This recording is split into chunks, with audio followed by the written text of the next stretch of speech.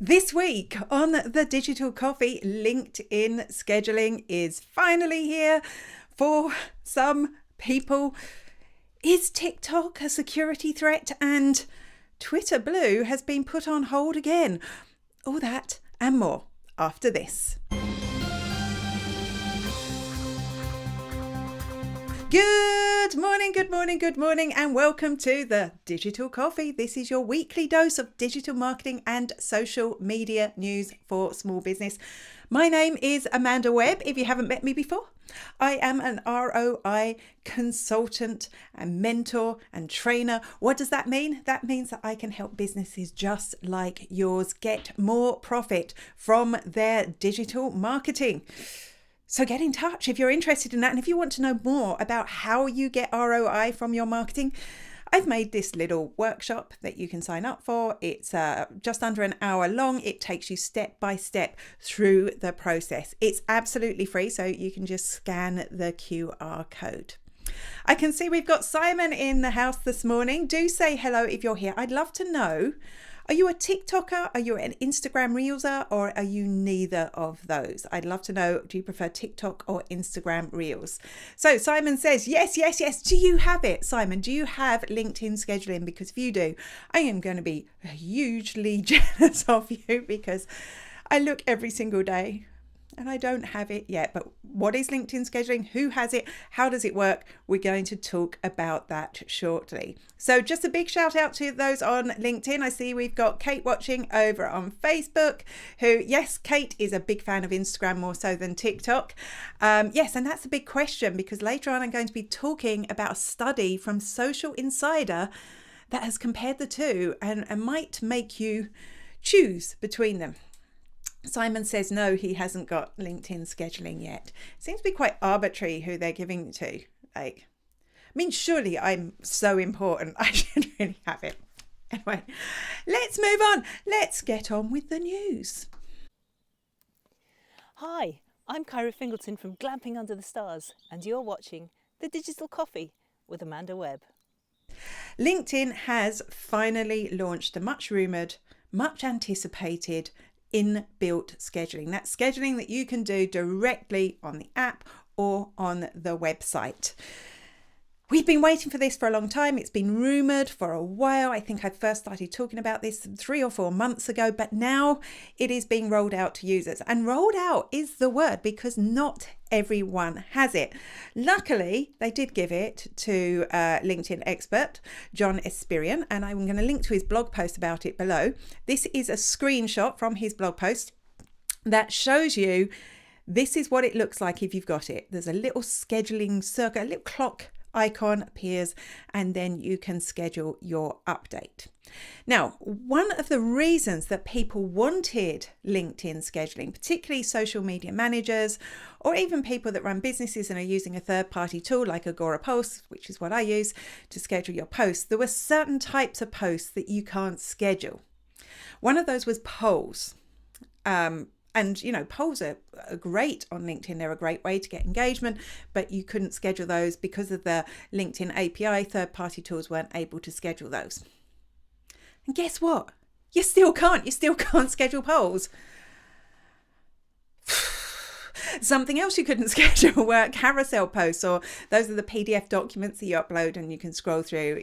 They are a very effective type of post on LinkedIn. And the good news is on LinkedIn inbuilt scheduling, you can schedule PDF / carousel / document posts. So that's good news. It's been a long time coming. Just hopefully we are going to get these additional features too. Something else, and the reason, possibly the reason I don't have it yet, LinkedIn, come on, and maybe the reason Simon doesn't have it yet is because it's only available on Android and desktop. Now, I'm wondering if the fact that I use LinkedIn on an Apple devices, no Android devices, means that I don't have it yet because they're prioritizing Android users. Who knows? I'm at a loss. But hopefully we will all have it soon and we will all welcome it. I did mean to say at the beginning as well, I hope all my American friends, if you're watching this later in the day or if you're still up, had an amazing Thanksgiving. Here in Ireland, we don't do Thanksgiving, but I am travelling to an American's house tomorrow, and I am bringing a baked mac and cheese to enjoy a post-Thanksgiving dinner. So hopefully you all enjoyed your dinners. Let's see what's next. I'm Louise Brogan, host of LinkedIn with Louise, and you're watching Digital Coffee with Amanda Webb. It was kind of weird. It's kind of weird, but when you're creating an ad in Meta, you weren't able to set up an audience and retarget people who followed you on Instagram. And I say that's quite weird because you can set up an audience of people who follow your Facebook page. That's quite easy to do. So it always seemed weird. You could also set up an audience that you could retarget of people who engaged with your Instagram account. So it just surprised me for so long that we haven't had this option to retarget followers.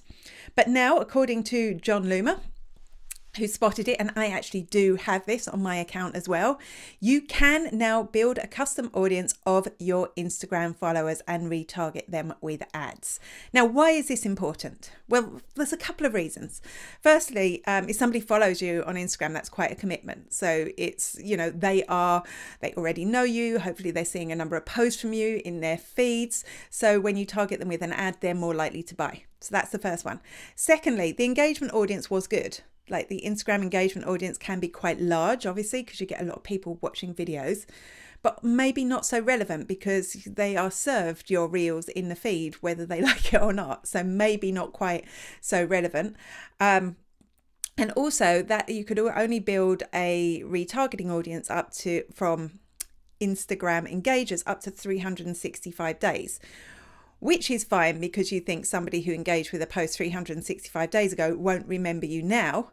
But it also meant that the audience size was kind of squeezed, where if somebody follows you on Instagram, they follow you on Instagram. So you can actually now target them forever, as long as they're a follower, which I think is pretty cool. And like I said, they're going to see it more often. These audiences will be quite small, so you'll have to do a lot of fiddling with budget controls in order to reach them. But something else you can do with this audience is create a lookalike audience of them.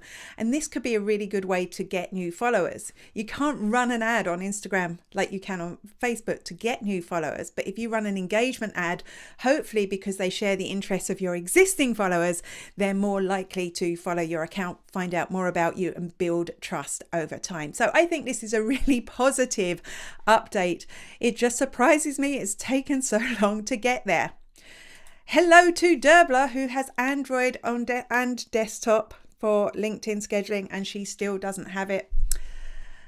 So that's my theory blown out of the water, isn't it? Right. Hello, this is Simon Hodgkins, and you're watching The Digital Coffee with Amanda Webb.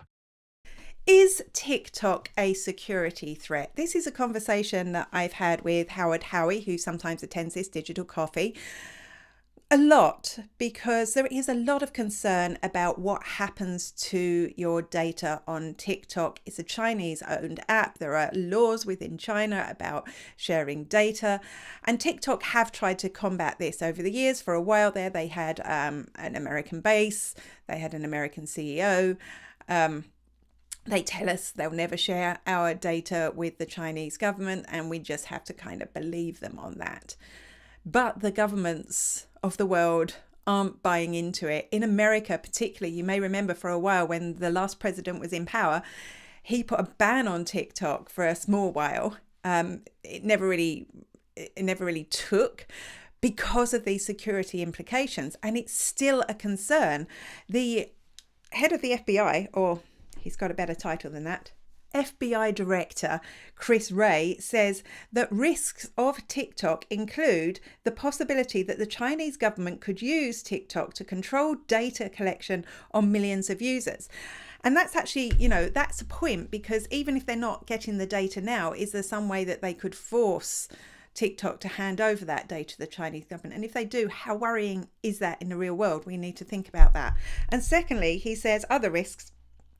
They could control the recommendation algorithm, which could be used to influence operations, which again, we know that algorithms can manipulate the way people feel about the world, because we've seen there was a Facebook experiment many years ago that actually was able to, it was a scandalous experiment at the time, but was able to see that they could actually affect the moods of people. Now, all this will depend on how you feel about governments in general, and is the Chinese government worse than the American government? Personally, yes, it is.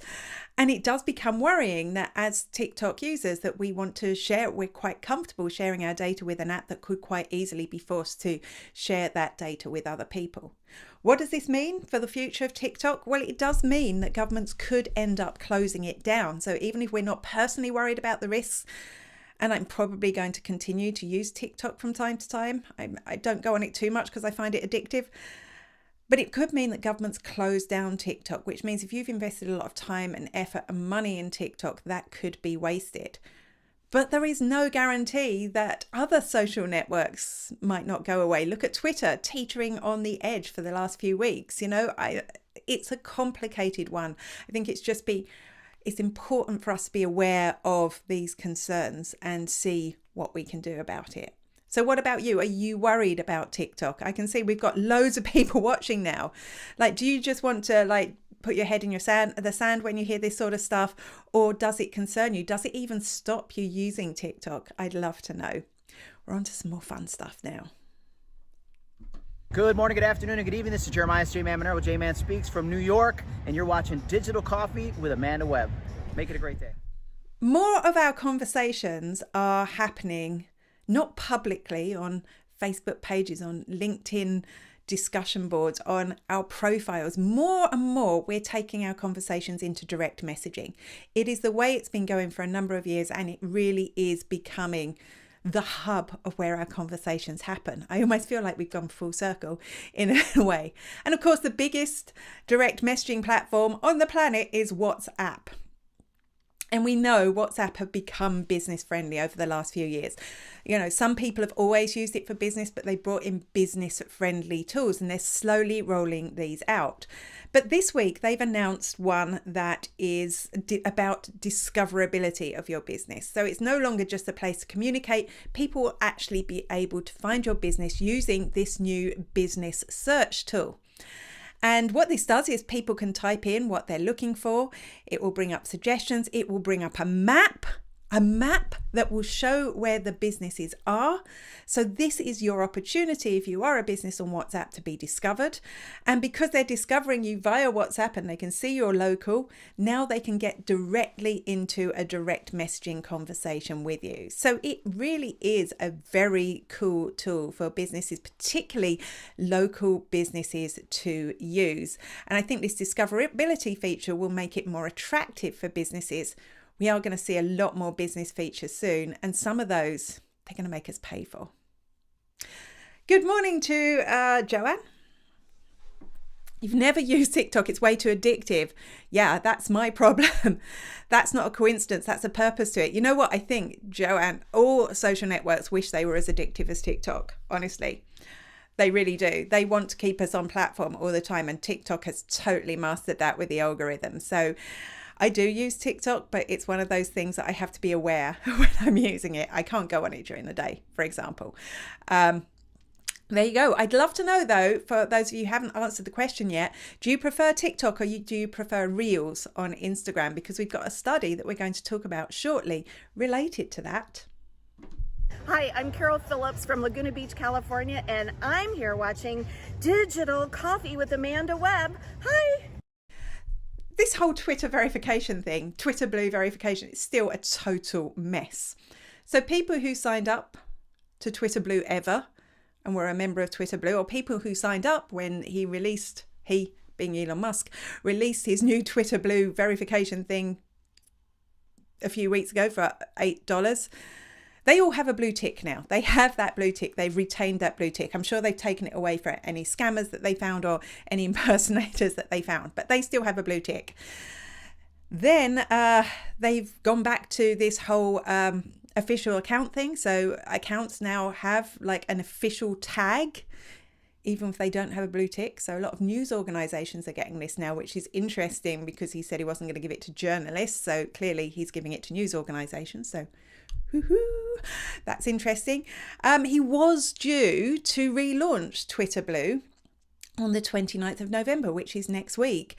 But apparently that's not going to happen now. No, it's not going to happen because from Elon Musk's mouth himself, he tweeted this. He is now waiting for there to be high confidence of stopping impersonation, which of course is really important because one of the things that went wrong last time was that somebody imitated a drug company and shares in that drug company crashed. And I imagine there could be all sort of legal cases around that. He doesn't want another one of them because that's not good. The other thing he says, sorry, I keep banging my microphone. I do apologize.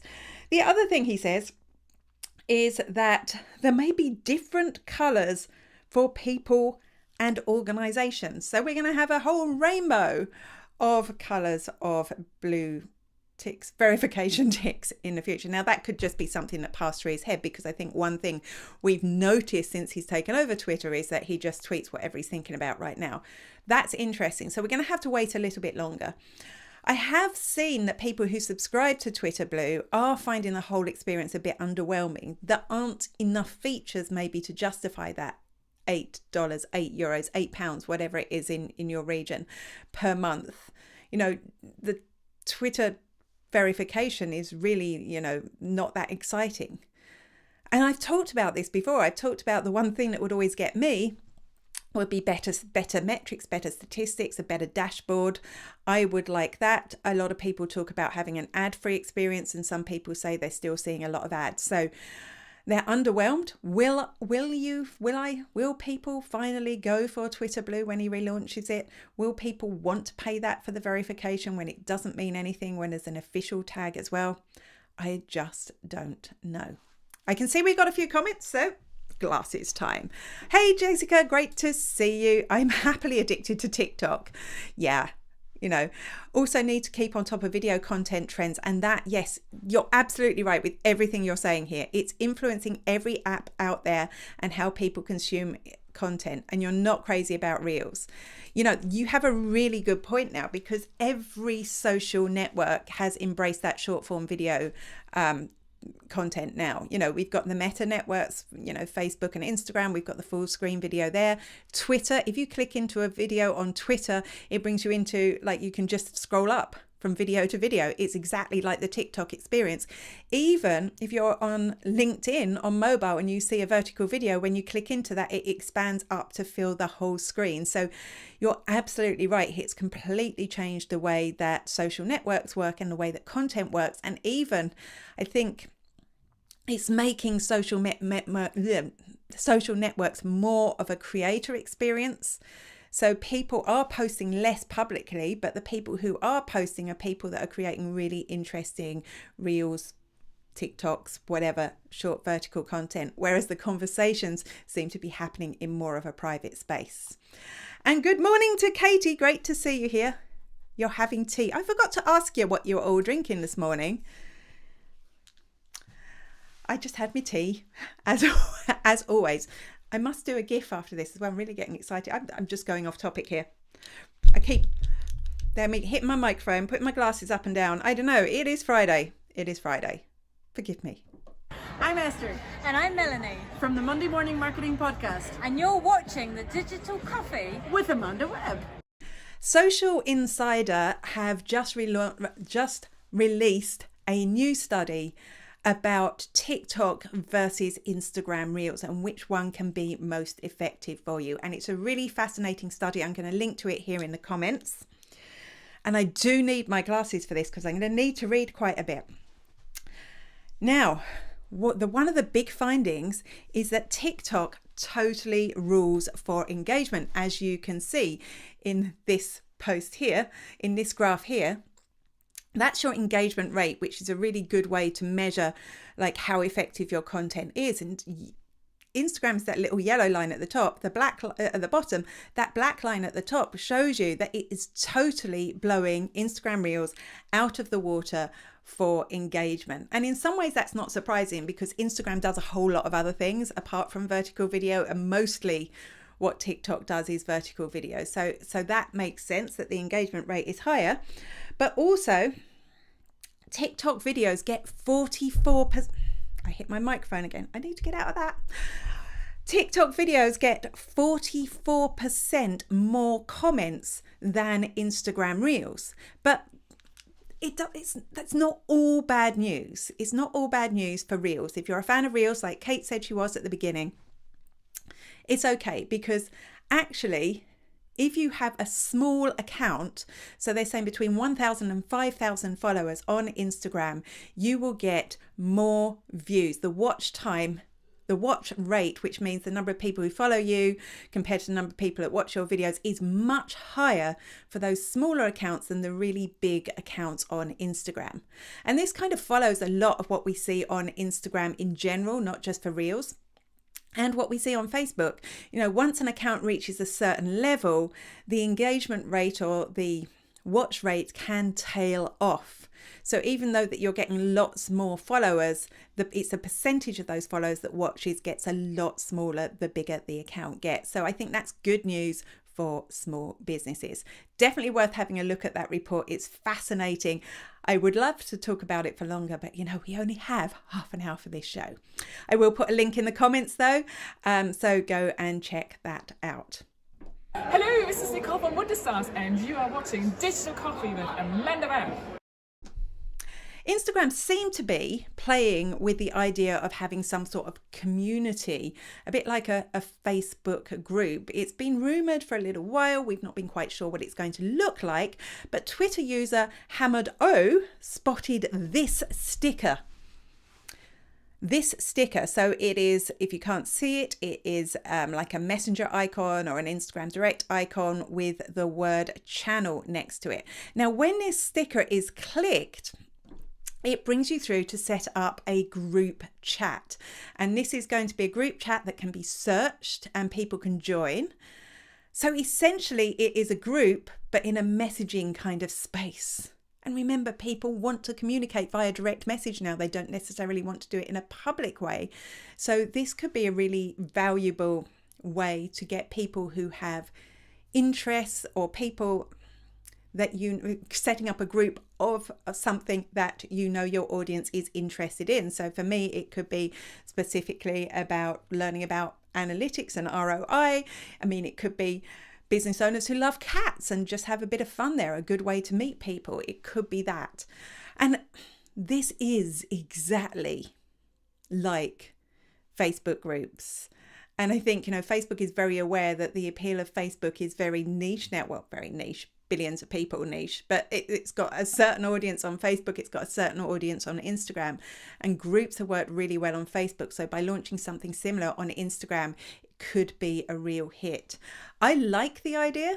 I'm just wondering, and I'm not much of an Instagram user, and that's what makes me wonder, will other people like it? I see we've got a lovely long comment from Jessica. Comments on Reels are tricky to get. The algorithm isn't great either. Too many ads on Instagram. I agree. I always seem to see a lot of ads on Instagram. TikTok really understands the user from the algorithm, and the ads aren't as obvious because they've been very smart, haven't they, about the way that they've launched that. If they are obvious, people don't watch them. The ad's not going to get distribution. TikTok came out with a white paper that recommended influencers advertise in a clever way that doesn't feel like an ad. TikTok creators also get paid without having ad deals too, so it's very rewarding for them. They don't get paid a lot though. It's tiny amount of money.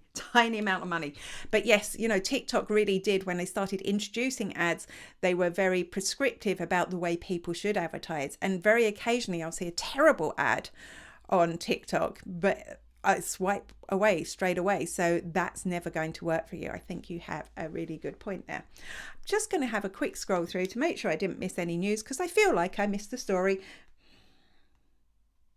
But I didn't.